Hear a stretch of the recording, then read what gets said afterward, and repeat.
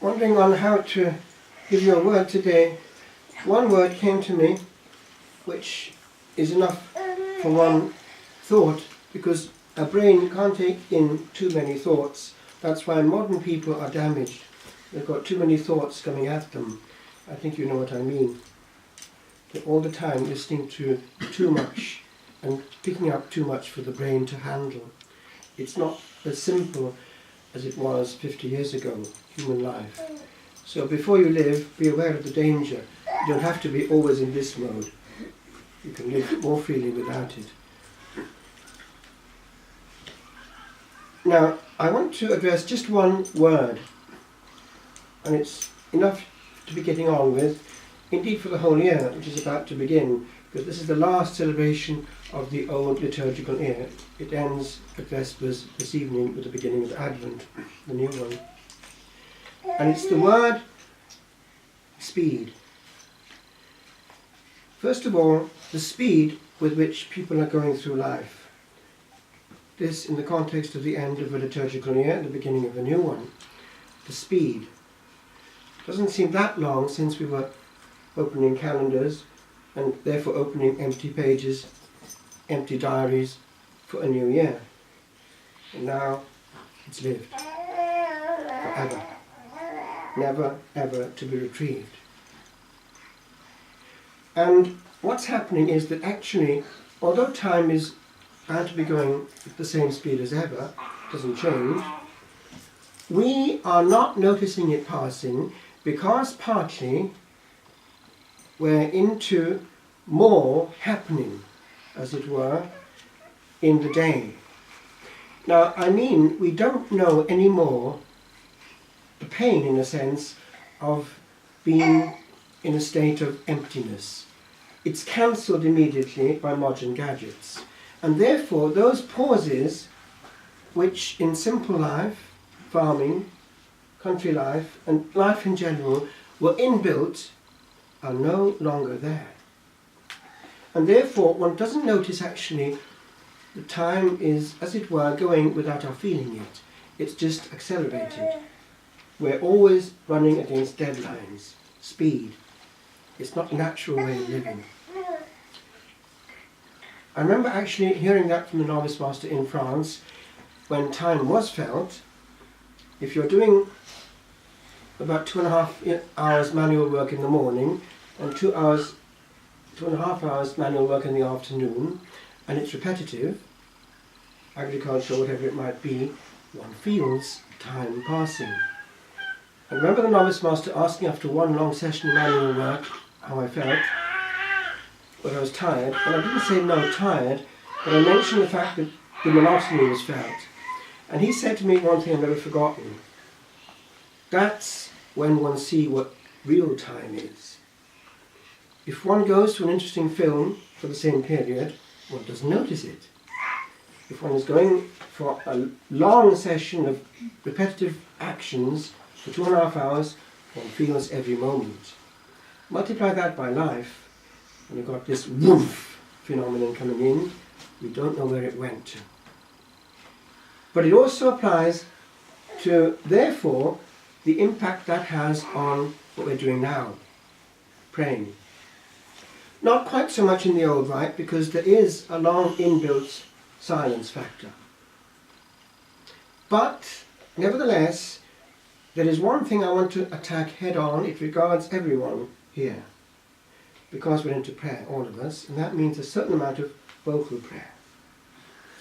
Now, as one prefers to hear a public speaker who is clear and gives you a time to think about what he's saying between his points, otherwise it's too much for the brain, in preference to somebody who speaks at high speed without clarity and without giving you time to think about what he's saying, so too heaven prefers a dialogue in which something of that is happening.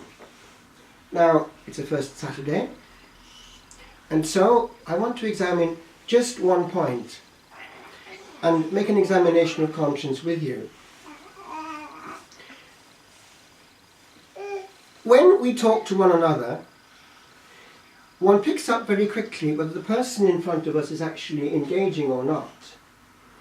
And a dysfunctional, a poor conversation is one in which a person is talking at you and actually not waiting for your reply.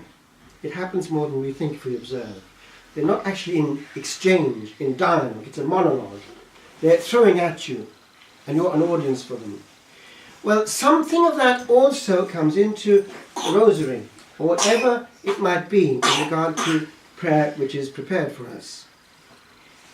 We can go through our Christian life making a big mistake, thinking that as in human life people think they've had a conversation when in fact it's not been that. One person has been at the receiving end of somebody else's homily. So too in prayer. It's not enough to go into prayer mode with the intention of getting our duty done, because actually we may not have prayed at all. We have said prayers, but it's a different issue, and this is what I want to attack. It must be of the same quality as a real deep conversation. And a conversation is an exchange of hearts, of soul, of thought. An exchange, therefore a two-way movement. So too, our rosary, if it's sincere, is a two-way movement. Why? It's a space in which we're giving heaven a chance.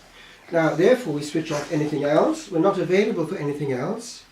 We switch off also what's in our mind, which might be full of anything else. And it must be sufficiently long to make that separation. It's not easy to jump in and out of sincere prayer, just like that. And so, what is prayer? Well, the structure which a set prayer gives is that space in which our soul and the heart of our Redeemer and our Blessed Lady can meet. In which, now this is the important bit, they're giving them a chance, an opportunity to get through to us. So, if we get into that mode also of throwing at them our duty, I'm praying, look, I'm praying, but they're not getting a word in edgeways, it could be a big illusion. And the proof is this: there are plenty of people around who are doing a lot of praying, but once they get out of it, they're hurting other people around them. They're using bad words, they're not doing what the Gospel says, the will of the Lord. That is the concrete test. Maximilian Kolbe, the martyr of Auschwitz, when he was teaching his novices, used to say, sanctity is like a mathematical formula. It's when little w will equals in all things, big W, the will of God. I was in Italy one time, and I had in the car with me two lovely Irish nuns, whom I know still in Ireland, they're lovely people, typical lovely old Irish nuns, but at times they would be praying in the car, which is lovely. But I was quite impressed, because they would start off with the rosary, that would be okay, then they'd say, Father won't mind, will he not? So then they went into their community prayers. Wow, that was something else now, it was speaking.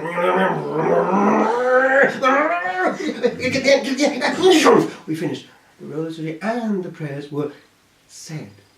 They were said. I'm not judging, but I mean to say, be careful. It might be also our mode also. Formula 1. And we did our duty. But heaven couldn't get a word in.